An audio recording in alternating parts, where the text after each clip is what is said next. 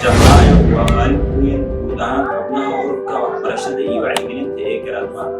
4 bilood ka hor maanta oo kale Janaayo 2016 ayay ahayd markii midnimada loo taagay ururka waxbarashada iyo wacyigelinta ee Garaadma ka oo ka howlgala magaalada Muqdisho isla markaana ka shaqeeya howlaha waxbarashada, wacyigelinta, taakuleenta dadka tabaaleysan, geedsiinta carruurta iyo howlo kale oo badan.